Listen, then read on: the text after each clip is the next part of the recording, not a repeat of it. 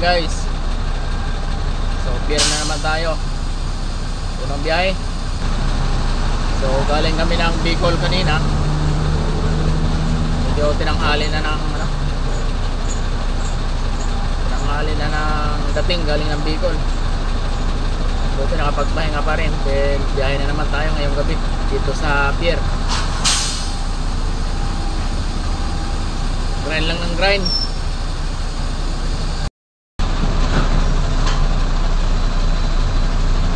Binababa na ako. Okay. Para ako sa empty. Pick up na ako ng empty. Ribo. Yan Ribo. Nagaboy. Pwede text ko lang itong van number. Napay natin ko.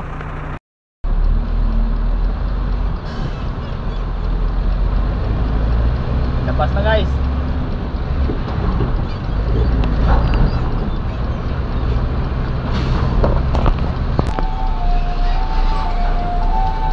So pila palabas.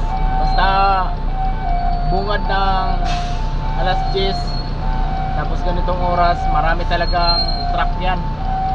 Dahil ito yung oras ng volume ng mga sasakyan.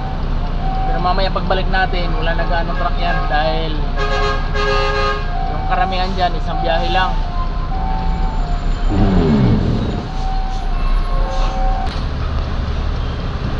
Wala yung ilaw.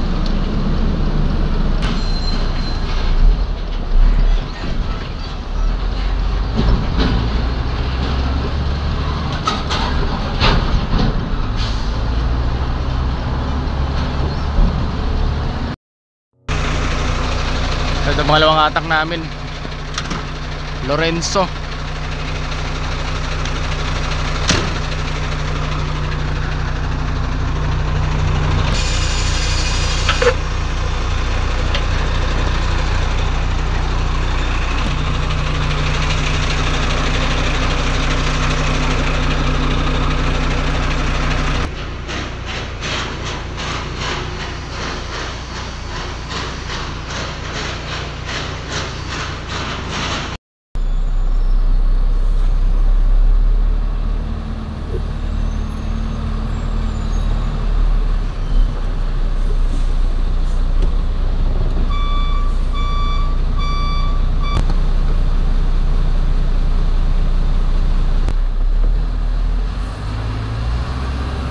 Guys, mukhang may bawa pa na naman ulit ako.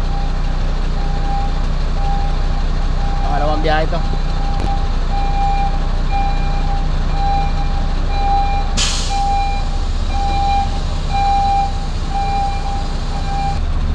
Dalawang location sana pero magkatabi lang naman yung location.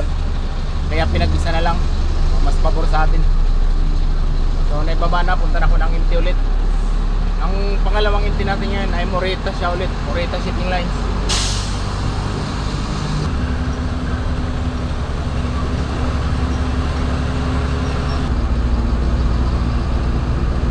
Okay na guys, patong na.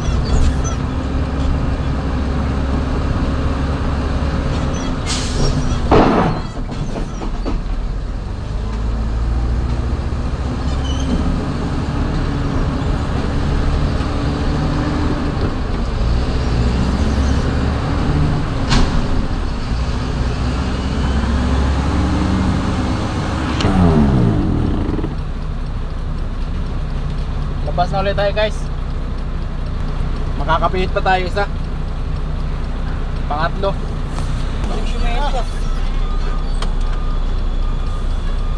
Munting ka na boy. Kalanganin ka dito kay Lamreno siya. Sumiti pa nga boy. Makain buti hindi ito masapula oh. Nandiyan siya, dyan niya siya nalanganin eh. Buti ka, walang container pa.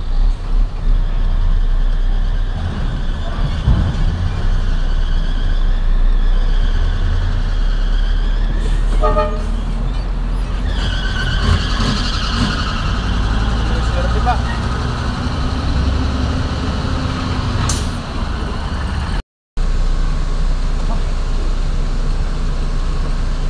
Grabe ang antok guys. Grabe ako.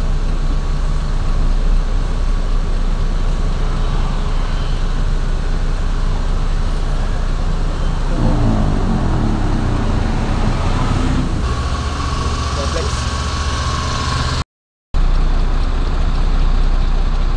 Kapag naibaba yan guys, ako na ang kasunod niyan.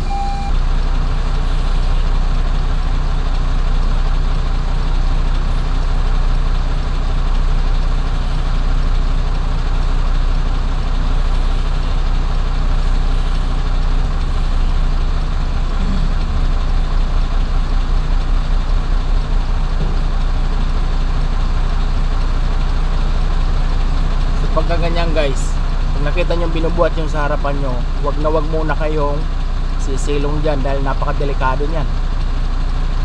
Kasi hindi natin masabi, mamaya biglang bumitaw yan. Ako, durog talaga yung tractor head nyo. Kahit sa mga seminars laging binabanggit yan.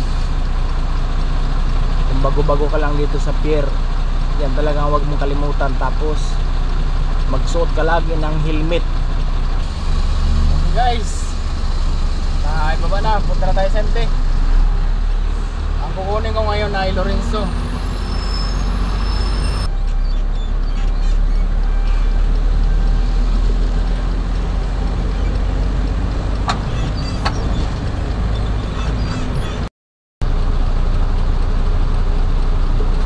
pag ganitong oras guys, pailan nila na lang yung mga truck dahil nga aming buyom ng truck kanina na alas 10 nagsilabasa na kami kasi dito para kaming hustling. So pangatlong biyahe namin to, makauwi na dahil alanganin na yung may isa pa sana doon. Iwan ko lang kung may makakabalik pa doon, may isang matitira. So alanganing oras na, antok na rin talaga ako. Para mapatungan tayo agad bago kasi pagka nabutan ka ng alas 6 or alas 7, nako, katakot-takot na traffic papunta doon sa amin. Rush hour kasi yun.